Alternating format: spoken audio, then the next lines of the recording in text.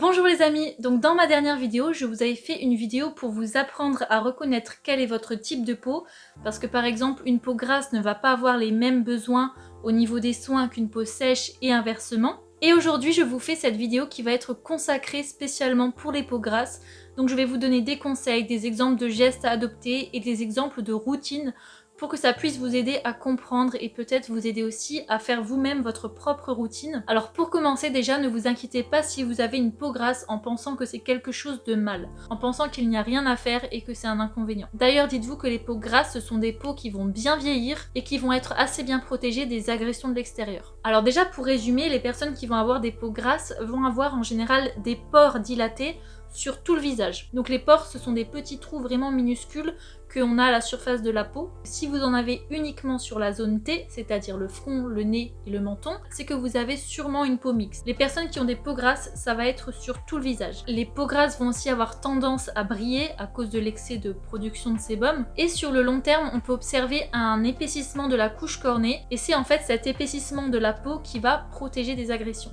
Lorsque l'on a une peau grasse, on peut aussi avoir pas mal de boutons et de points noirs. Alors je vais tout de suite vous expliquer comment peuvent venir les points noirs et les boutons pour que vous compreniez mieux un petit peu comment ça se passe sur la peau. Donc en fait dans la peau se trouvent des glandes que l'on appelle les glandes sébacées et ça va être ces glandes là qui vont produire le sébum. Donc le sébum en fait c'est le gras et ce sébum là va s'écouler au niveau des pores. Lorsqu'il y a un excès de production de sébum, donc par exemple là avec les peaux grasses, et bien en fait le sébum va boucher les pores. Ensuite par exemple au niveau de certains pores, ça va créer une sorte de petit bouchon. Et en fait à cause de l'oxygène, à cause aussi de la pollution de l'air, et bien ce petit bouchon là va s'oxyder et se noircir et c'est ça qui va devenir un point noir. Si par exemple ce petit bouton n'est pas au contact de l'air, donc il est recouvert d'un petit peu de peau, et bien dans ce cas-là ce bouchon ne va pas s'oxyder avec l'air et il va rester blanc, donc ça s'appelle un microkyste blanc. Donc les points noirs et les microkystes blancs, ce sont tous les deux ce qu'on appelle des comédons. Par la suite ça peut devenir un bouton s'il y a une infection.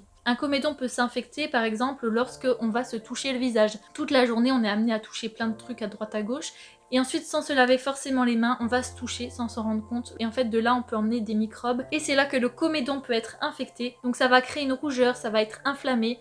D'ailleurs vous sentez lorsque vous touchez c'est encore un petit peu dur et par la suite le bouton va mûrir et bon bah après vous connaissez la suite. Donc voilà, je vous explique un petit peu tout ça pour que vous compreniez un petit peu mieux d'où ça peut venir les points noirs ou les boutons et que vous compreniez du coup pourquoi les peaux grasses vont être sujettes à ça.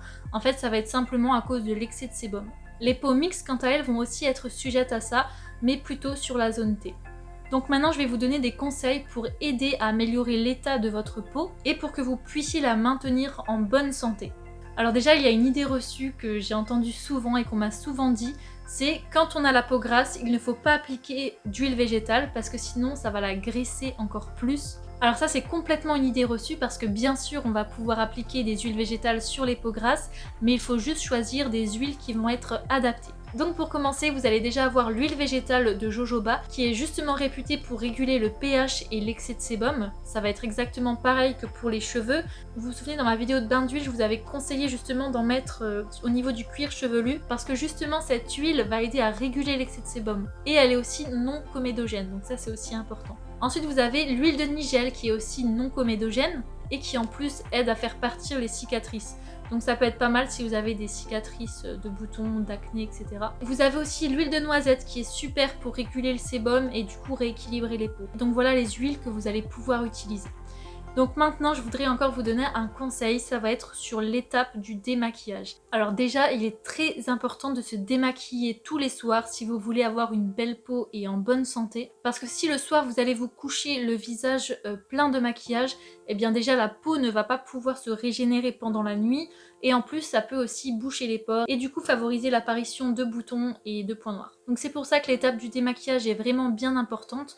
Donc pour vous démaquiller, vous pouvez utiliser simplement une huile végétale, donc celles qui sont adaptées aux peaux grasses, celles dont je vous ai expliqué tout à l'heure. Dans ce cas-là, pour vous démaquiller, soit vous mettez un petit peu d'huile sur vos doigts et vous venez frotter, ou alors vous en mettez un petit peu sur un disque de coton en tissu et vous venez du coup démaquiller votre peau. Je sais qu'il y a des personnes qui n'aiment pas utiliser juste de l'huile en tant que démaquillant. Donc si vous voulez, je vous avais fait une vidéo spécialement justement avec une recette de démaquillant biphasé, donc c'est-à-dire avec un hydrolat. Donc si vous voulez vous en fabriquer un moitié huile, moitié hydrolat, dans ce cas-là, il y a des hydrolats qui vont être aussi très bien adaptés. Vous allez avoir l'hydrolat de géranium qui est astringente, donc elle va resserrer les pores. Elle est aussi antiseptique et équilibrante. Vous avez aussi l'hydrolat de lavande fine qui va être aussi astringente, donc elle va resserrer les pores de la peau. Elle va aussi purifier les peaux et les adoucir. Vous avez aussi l'hydrolat de menthe poivrée qui resserre aussi les pores, qui est calmante, tonique et antibactérienne.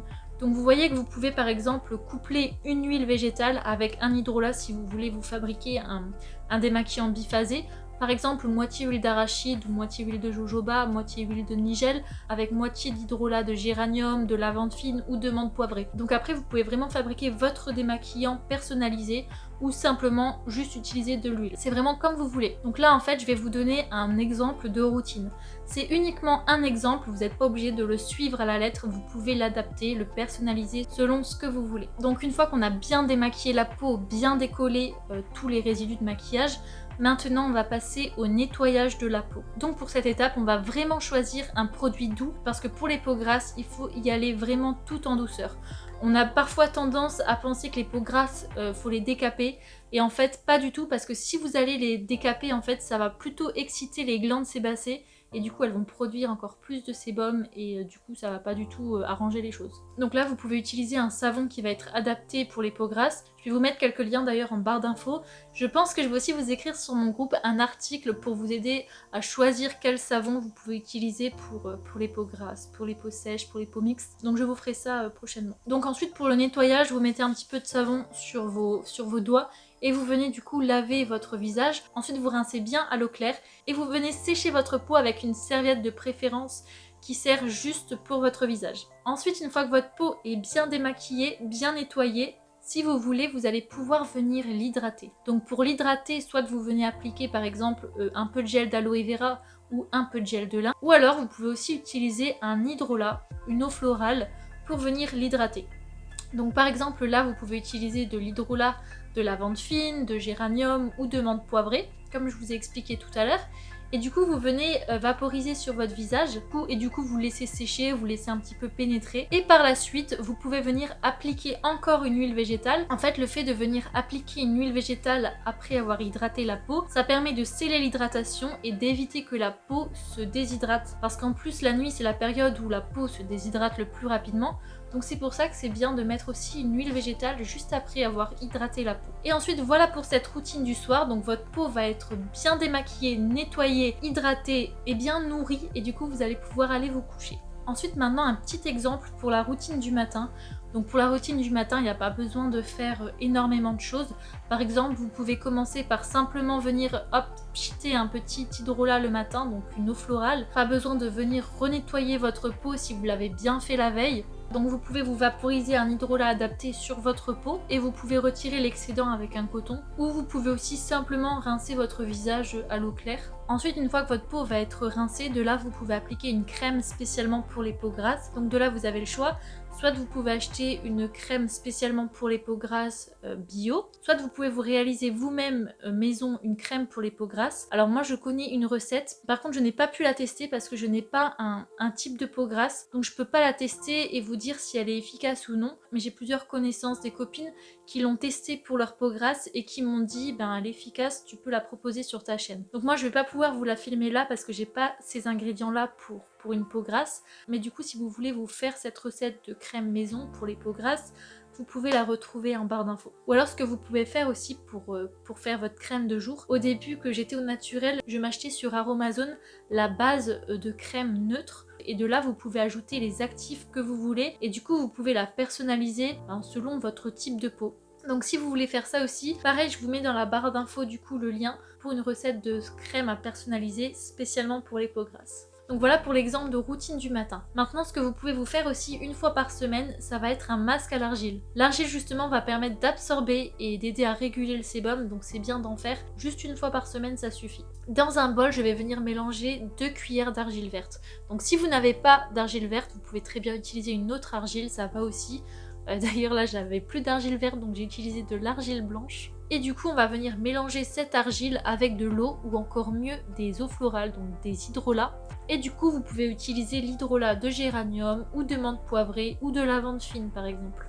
Donc on vient bien mélanger pour obtenir une pâte ni trop épaisse ni trop liquide, mais avec une assez bonne consistance, et vous allez pouvoir venir l'appliquer sur tout le visage, en évitant bien sûr le contact des yeux, donc ne l'appliquez pas sur les paupières. Moi j'ai quand même réalisé ce masque mais uniquement sur la zone T parce que je n'ai pas un type de peau grasse, mais j'ai un type de peau mixte, donc j'ai quand même les symptômes d'une peau grasse sur ma zone T. Maintenant on va laisser poser entre 5 et 10 minutes, il faut juste pas attendre que l'argile sèche, et ensuite on vient bien rincer. Donc moi je commence d'abord par enlever le plus gros avec un gant de toilette, et ensuite je viens terminer par bien rincer à l'eau. Et voilà pour le masque à l'argile, donc à faire une fois par semaine. Donc voilà pour cette vidéo spécialement sur les peaux grasses, j'espère que ça pourra vous aider. Si vous avez des questions, n'hésitez pas à me les demander en commentaire, ou vous pouvez aussi me les poser sur mon groupe Facebook.